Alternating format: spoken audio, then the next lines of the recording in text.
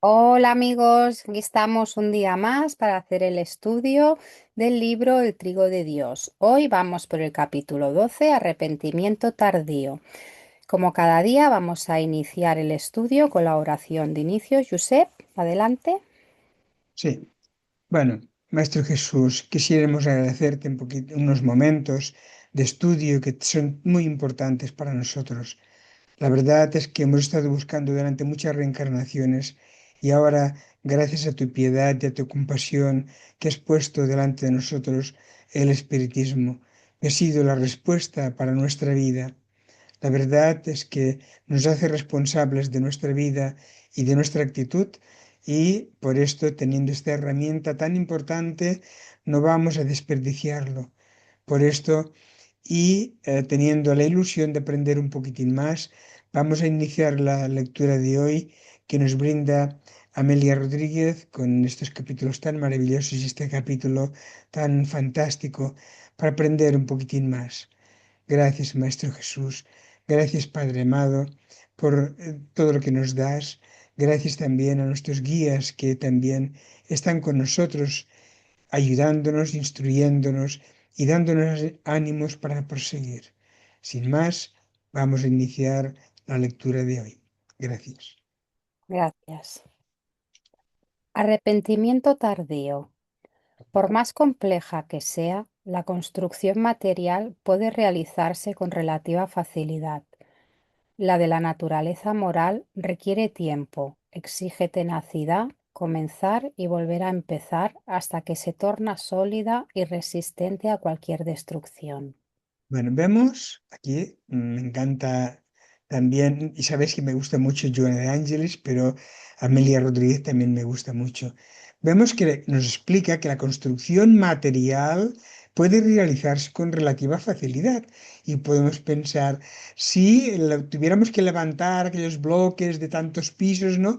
Pero es una construcción relativamente fácil porque la complicada la difícil es la de naturaleza moral, porque dice aquí, requiere tiempo, exige tenacidad, comenzar y volver a empezar. O sea que no pensemos que vamos a superar unas cosas a la primera, hasta que se torna sólida y resistente a cualquier destrucción. Sabemos que la construcción material o física con el tiempo va perdiendo relativamente dureza, efectividad, ¿no? Sin embargo, la moral es infinita. A medida que se va adquiriendo esta, podríamos decir, esta tenacidad de esta construcción en nosotros, la resistencia se torna cada vez más fuerte. Es fantástico y maravilloso como la visión que tiene Amelia Rodríguez con esta gran diferencia de la construcción material a la naturaleza moral. Dos muy diferentes. Una va perdiendo calidad a medida que pasa el tiempo, pero la moral se va endureciendo y se va haciendo cada vez más resistente en nosotros. Fantástico. Para allanar aristas morales se requieren más sacrificios que para refinar minerales, corregir sus asperezas y modelarlos. Aquí, Josep, a colación acabas de decir, pensemos, si me equivoco me corriges, que para refinar un mineral con la dureza que tiene requerimos fuego, presión, golpes, tiempo, pero para refinar el alma es aún mucho más difícil porque requerimos muchísimas más cosas. Humildad para reconocer los errores, renuncia de hábitos dañinos, disciplina emocional, vigilancia de pensamientos, pero cuando tenemos pensamientos negativos, aquellos que en capítulos anteriores hemos hablado que se nos mete dentro de la cabeza y venga y dale. Paciencia con nosotros mismos, porque también paciencia con los demás, pero con nosotros mismos también. Y constancia para hacer el bien, ¿verdad? Sí, la verdad es que sabemos que para sacar una perla, ¿no? Un diamante de una piedra en bruto, hay que lijar, lijar. Al final sí que brilla, al final sí que brilla, pero ha habido que lijar y volver a lijar. pero nos damos cuenta que para hacer esto mismo en nosotros mismos es mucho más complicado, difícil, arriesgado, aunque es más permanente porque, como hemos dicho antes, es para el infinito de nuestra vida. O sea que tener dar la prioridad a las cosas materiales es perder el tiempo para nosotros mismos. Es verdad que es más sacrificado conocernos a nosotros mismos y mirar nuestras inferioridades, que son muchas, pero sin mirar de excusarnos. Sabemos que muchas veces siempre decimos, y yo he sido el primero en decirlo, por esto me doy cuenta de que, claro, si yo tuviese otra mujer, si yo tuviese otra pareja, yo tuviese otro marido, otros hijos, no, yo soy buena persona, pero las circunstancias de la vida no me acompañan. No, no, no, no analicemos así. Analicemos qué es lo que yo puedo mejorar y cambiar. La otra persona, Dios ya, que también la ama, que también es hija de Dios, ya la corregirá en su momento oportuno.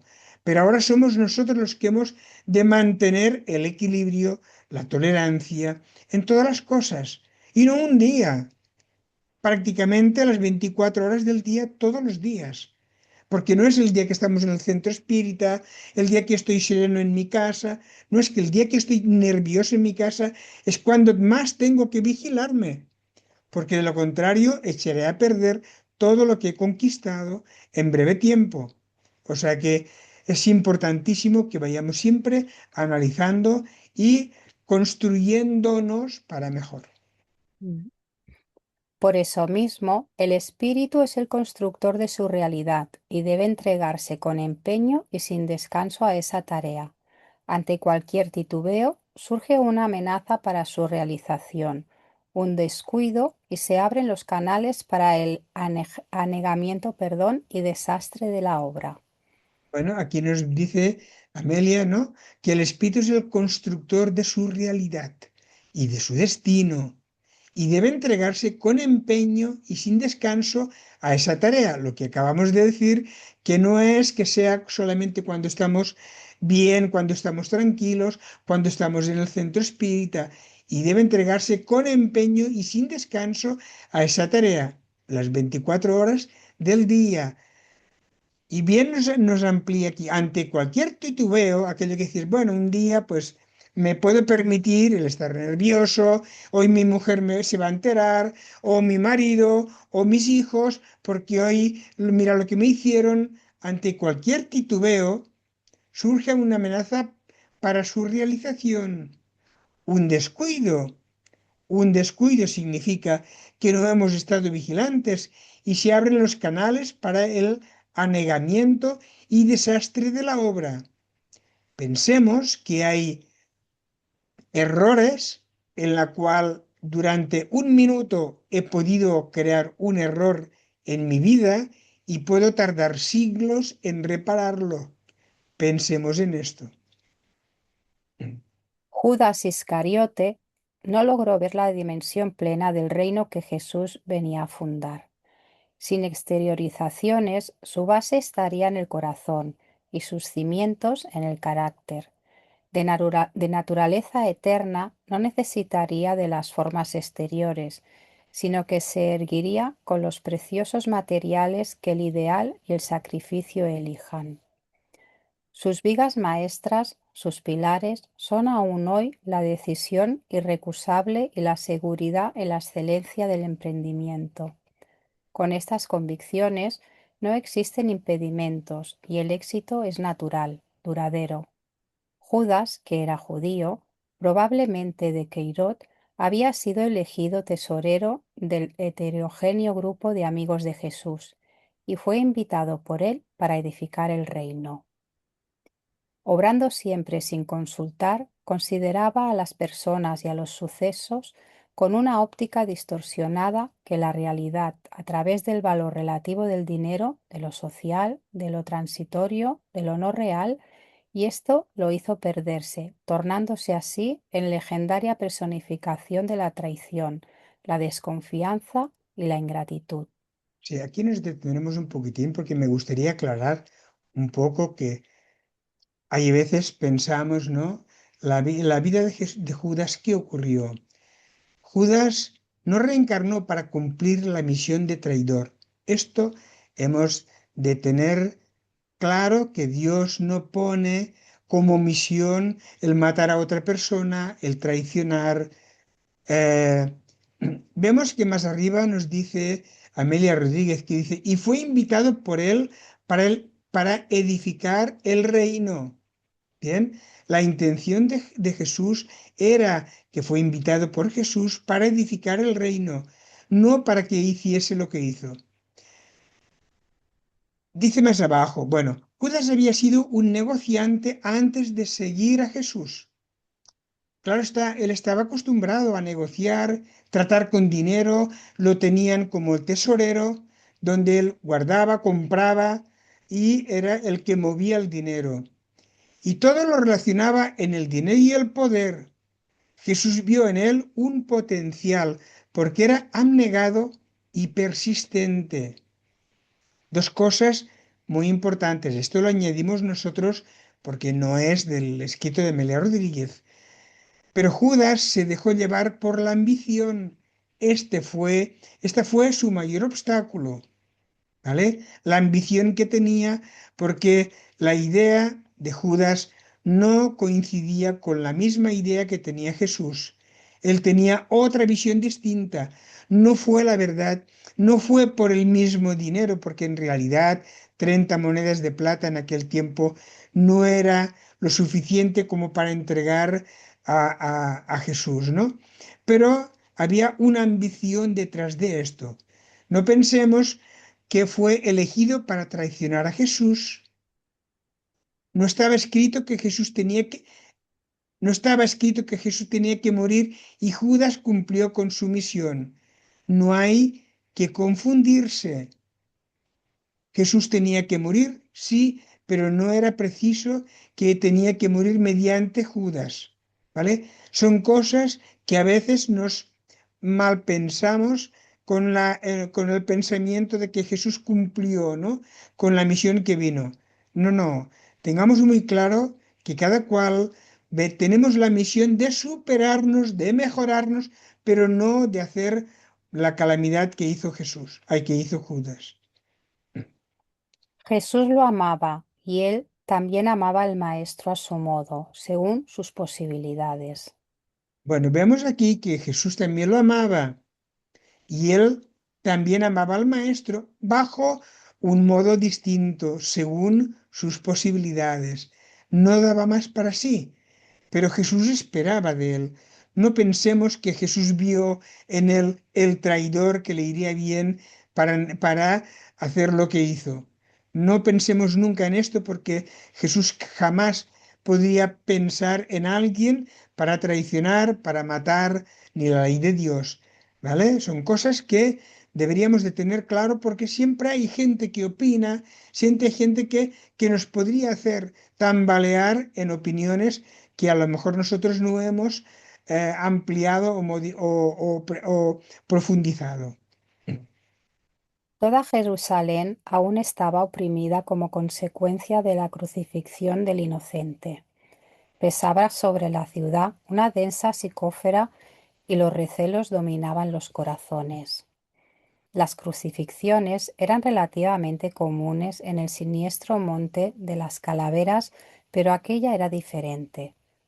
Los enemigos de Jesús se sentían inseguros, sobrecogidos por supersticiones e intrigas que dejaban entrever venganzas. Bueno, vemos la animalidad de las personas, ¿no? Que, bueno, somos peores a veces que los mismos animales porque los animales no son capaces de crucificar a una persona. Dice, las crucifixiones eran relativamente comunes. Pensemos que la crucifixión es una de las muertes más lentas y más dolorosas porque el cuerpo queda colgando entre los brazos y se representa que se rompen los tejidos de dentro del cuerpo y la muerte va viniendo poco a poco a medida que vamos perdiendo la intensidad de los brazos. Y se produce la muerte y por esto muchas veces en aquel tiempo a Jesús, bueno, pues le A algunos le rompían las piernas para que quedase colgado solamente de los brazos y a Jesús, para adelantar la muerte, le clavaron una lanza. Y vemos, ¿no? la, la, la forma, ¿no? de que la gente tenemos de vengarnos, ¿no? En la crucifixión eran relativamente comunes en el siniestro monte de las calaveras. Sí. Sus, sus amigos, que habían quedado alejados, se ocultaban, amedrentados ante la incertidumbre de lo que les estaría reservado. Vemos que en aquel tiempo también tenían miedos. Claro, ¿qué iban a hacer? Los apóstoles de Jesús se tuvieron que esconder.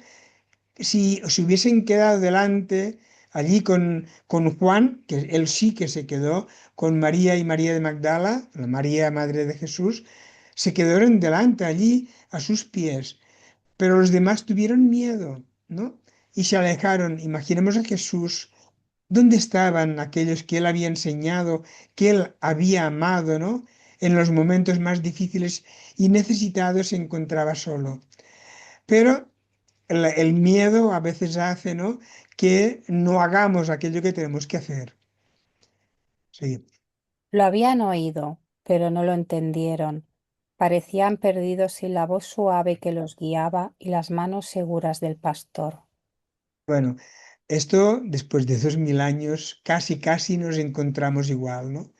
Porque muchas veces oímos las enseñanzas de Jesús y decimos, sí, pero es que aquí pone esto, pero no lo entendemos. Aquí dice, pero no lo entendieron.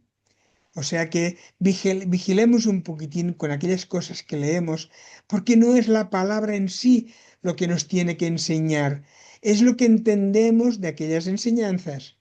Y a veces discutimos, no, sí, pero aquí pone, ¿no? que Jesús maldijo la higuera y resulta que no es por ahí que va la enseñanza. Y después, en esta situación, los discípulos se encontraron solos. Jesús, que era el pastor del rebaño, resultó que faltó y el rebaño se encontró perdido, sin saber qué hacer. ¿Vale? Entonces tuvieron que juntarse de nuevo y planear una vida completamente de nueva, en la cual Simón Pedro iba delante de todos los demás. Las noticias falsas, exageradas y deprimentes viajaban con celeridad de bocas a oídos, aumentadas aún más por el pánico. Fue en ese clima psicológico y social que surgió la madrugada del domingo en el que mujeres afectuosas fueron a visitar su tumba y la encontraron vacía. Después lo vieron y recibieron sus instrucciones, que despertarían dudas entre los amigos más escépticos en lo referente a que debían dirigirse a Galilea.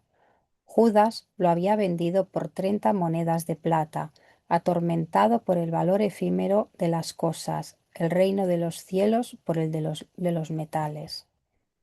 Teniendo el dinero en sus manos y percibiendo que su amigo no reaccionaba, que se dejaba aprisionar y era condenado, volvió al lugar donde estaban los cómplices del crimen, y ante la frialdad de ellos se desahogó tardíamente. Pequé, entregando sangre inocente.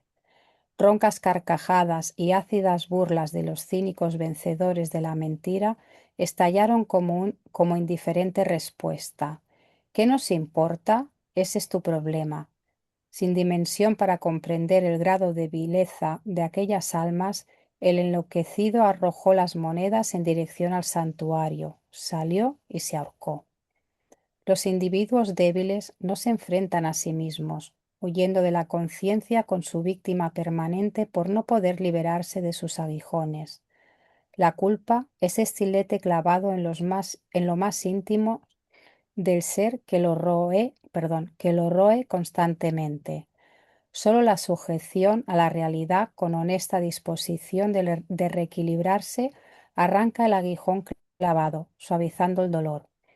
Huir es fácil, pero ¿de qué se huye? ¿De quién y hacia dónde? Un momentito, Brillo. Aquí me gustaría hacer un poquitín de análisis sobre lo que hemos estado leyendo, sobre eh, ¿cómo se llama? Judas Iscariote, ¿no? ¿Cuál habría sido la mejor opción visto desde el punto de vista después de 2000 años, ¿no? Si ahora estuviéramos analizando, porque no podemos retroceder o no deberíamos de retroceder, si nos encontrásemos en su piel, ¿qué ocurriría con nosotros? ¿Haríamos lo mismo que hizo él? Podríamos pensar y analizar, porque también recordemos que Simón Pedro también se encontró menos, claro está, que también negó a Jesús por 3 veces, no una vez, sino por 3 veces. Y Simón Pedro lo que hizo fue levantarse del problema, levantarse y ponerse a trabajar, donde construyó la casa del camino, divulgó el cristianismo abriendo la casa del camino, ¿no? En esta iglesia se recibían los ancianos, enfermos, desvalidos, donde también daba el alimento del Evangelio. Esta habría sido la mejor respuesta o salida para Judas. Habría sido la mejor respuesta, que después de ver el error que hizo, se hubiese levantado como Simón Pedro y se hubiese puesto a trabajar en beneficio de aquellos necesitados, pero prefirió el camino fácil, que fue el suicidio. Y este error le llevó siglos de reparación. Este error del suicidio le llevó siglos de reparación, aunque Jesús no se olvidó de él. Ahora, en breve, veremos lo que ocurrió. Donde quiera que se va con uno mismo, y Judas, arrepentido y atenaceado por fuerzas espirituales inferiores que lo arrojaron al crimen por afinidad de propósitos, huyó hacia el abismo del suicidio ahorcándose. Un momentito, Brigitte, porque aquí también no me quería detener porque es largo este capítulo, pero vemos aquí que nos dice, y Judas, arrepentido y atenazado por fuerzas espirituales inferiores, cuando estamos pensando que, que si me voy a ahorcar, que me voy a suicidar porque no puedo aguantar así, se añaden estas fuerzas espirituales que le arrojaron al crimen por afinidad de propósitos. Vemos que no es simplemente la influencia de los espíritus, sino también por la afinidad de propósitos. Es verdad que una cosa es negar a Jesús 3 veces y la otra es entregarlo y ver que ya no había marcha atrás. Cuando Judas se dio cuenta, ya no había marcha atrás. Y Jesús en ningún momento se defendió y en ningún momento le echó en cara lo que hizo. Y este remordimiento de conciencia, que es lo que más pesa en uno mismo, fue lo que lo llevó a la locura, terminándose por ahorcar. Y esto, como bien nos dice, tardó siglos en reparar. Por esto es tan importante el control de nuestros pensamientos, porque por afinidad vienen los espíritus inferiores con el propósito que nosotros tenemos. Pero si tenemos el propósito de hacer el bien, que le habría ido muy bien a Judas, ¿no? De ampliar el cristianismo, de poder ir al prójimo, entonces se le habrían, por afinidad de propósitos, afinizado los espíritus ideales para su mejoramiento y para su superación. Sin embargo, cogió el camino equivocado. Abandonaba el reino de luz para cuya construcción había sido invitado, y se precipitaba en el de densas tinieblas, donde se demoraría en infinita desdicha. Antes de aparecer ante las mujeres que fueron al túmulo vacío, Jesús descendió a las regiones penosas del mundo inferior al que se arrojaba Judas imprudentemente.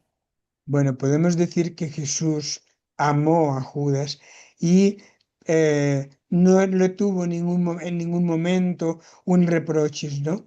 Sabemos que Jesús al desencarnar, lo primero que hizo fue, como bien dice aquí, descendió a las regiones penosas del mundo inferior al que se arrojara Judas imprudentemente para ayudarlo, para darle buen ánimo, para darle este alivio que tanto necesitaba, que ahora a continuación nos aclara un poquitín más la lectura. Debatiéndose entre la coerción psíquica del lazo que lo ahorcaba y las tremendas burlas de aquellos espíritus que lo habían estimulado a la tragedia, se había tornado en el símbolo de la suprema desdicha. Bueno, vemos que Judas estaba todavía debatiéndose en la coerción psíquica, ¿va? No, no física, del lazo que lo ahorcaba y las tremendas burlas de aquellos espíritus que lo habían estimulado. O sea que había una mezcla, ¿no? De la cuerda que le estaba apretando el cuello, que se estaba ahogando constantemente, con la misma burla que lo estimulaban a los espíritus inferiores que lo habían inducido y estimulado a que hiciera el paso que hizo. Vemos, ¿verdad?, que Jesús se encontró con este papel, ¿no? Que Judas se estaba debatiendo en la cuerda que tenía en el lazo que tenía en el cuello, que se ahorcó. Y miraba de quitársela y no podía. Pero pensemos que esto es psíquico.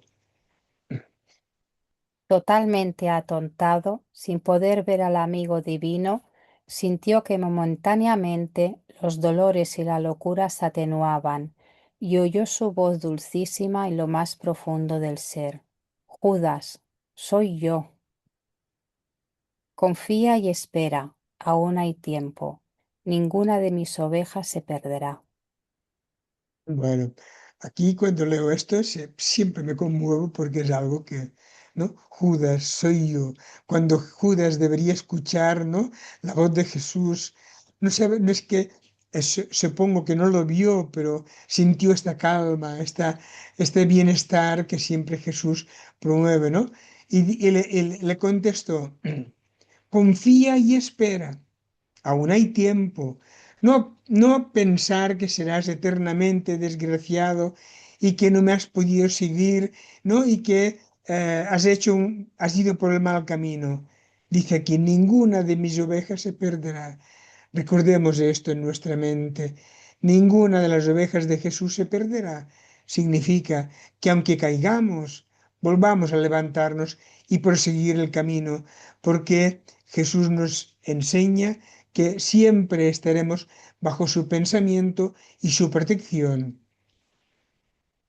Sí. Per- Perdónate el ultraje que te hiciste a fin de que puedas liberarte de la culpa y recuperarte. Enciende la luz de la esperanza y la sombra cederá. Recuerda el amor, de manera que la paz se anide en tu corazón. Nunca te dejaré ni te condenaré. Fuerte, ¿no? No, qué fuerte, ¿no? Pero fijémonos que dice, perdona el ultraje que te hiciste, no que le hizo a Jesús, el ultraje que te hiciste, a fin de que puedas liberarte de la culpa y recuperarte. Este es el grave problema cuando nos ponemos la culpa, ¿no? Y dice, nunca te dejaré ni te condenaré. Bueno, pues vamos a dar la vuelta para nosotros. Es que pensamos que solamente para Judas, que lo traicionó o que lo entregó.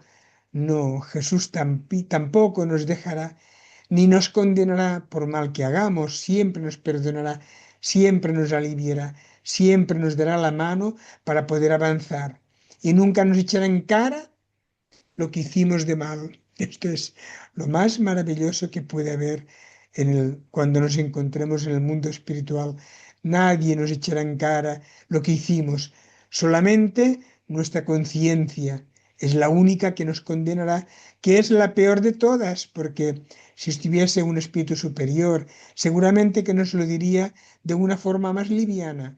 Sin embargo, nuestra conciencia tiene más agresividad que si nos lo dijera un espíritu superior. Hoy comienza una nueva etapa y mañana será el día de la victoria. Reposa un poco, pues los milenios te aguardan y yo también te estaré esperando. Bueno, vemos aquí lo que dice Jesús, ¿no? posa un poco, porque hacía falta que estuviese donde se encontraba. No podía Jesús sacarlo de allí porque por afinidad Judas habría ido de nuevo al mismo lugar. Pero le dijo, pues los milenios te aguardan. No pensemos que de la noche a la mañana un desacato de esta manera se resuelve. Y yo también te estaré esperando. Por lo tanto, Jesús siempre estará con nosotros por superando las miserias nuestras, superando la ambición nuestra, superando por encima de todo. Siempre estará Jesús esperándonos y dándonos los ánimos para llegar al buen puerto. Maravilloso, esto me encanta. Perdonadme. Suavizado el sufrimiento por la reconfortante presencia, Judas se adormeció un poco y adquirió nuevas fuerzas para las futuras expiaciones redentoras. Los príncipes de los sacerdotes, tomando las monedas, dijeron: No es lícito ponerlas en el tesoro porque son precio de sangre. Después de haber deliberado, compraron con ellas el campo de olivos para que sirva de cementerio a los extranjeros. Por tal motivo, aquellas tierras son llamadas aún hoy campo de sangre. Se cumplieron las profecías. El reino de los cielos está en el corazón y deberá ser exteriorizado a través del amor y de la paz, en bendiciones de la humildad y de la fe. Frágil, la criatura humana que se empeña en dilatarlo sufre grandes persecuciones y tentaciones. Se le ofrece monedas de plata y oro, poder y placer, y cuando después de recibirlos comprueba su falta de valor y desea reparar el mal, los agiotistas y embaucadores ridiculizan a aquel que se equivocó repitiendo: Ese es tu problema. Bueno, pues nuestro problema no va a ser este, porque no vamos a defraudar a Jesús ni una sola vez, ni con el pensamiento. Vamos a ser luchadores y vamos a doblarnos a su voluntad. Ha sido maravilloso este capítulo. ¿Cuál será Precioso. el capítulo siguiente? Ciencia de culpa. Bueno, pues miremos de evadirnos un poquitín, de apartar la conciencia de culpa, porque más bien nos hace daño que otra cosa. Qué bonito, ¿eh? Yo este capítulo, Me encanta. Amelia Rodríguez me transporta en aquel tiempo. Sí, es maravilloso. sí. Bueno, Bueno, como estamos dentro del tiempo, vamos a hacer la oración de cierre y lo vamos a dejar. me- Maestro Jesús, cuán bonitas palabras a través de Amelia Rodríguez. Qué bonito es sentir y escuchar esta historia que es la historia de la vida. Cuántas veces nos habremos sentido como Judas, pero pensar que después, una vez desencarnemos, tendremos ese amor en el mundo espiritual y todas esas faltas que nosotros cometamos, nosotros seremos nuestros propios jueces, pero pensar que hay ese amor infinito, el tuyo, que nos estará esperando y que no nos juzgarás. Gracias por amarnos tanto, aunque seamos personas que faltamos y que nos equivocamos, pero escuchar estas palabras reconfortan y sentimos esa paz y ese amor dentro del pecho. Gracias por acompañarnos, Señor, en este día de hoy, en este estudio. Padre, te damos las gracias también por acompañarnos siempre y protegernos y guiarnos. Gracias. Bueno, amigos, Bueno, chicos, venga, pues lo nada, dejamos hasta aquí. Hasta el próximo capítulo. chao. Adeu.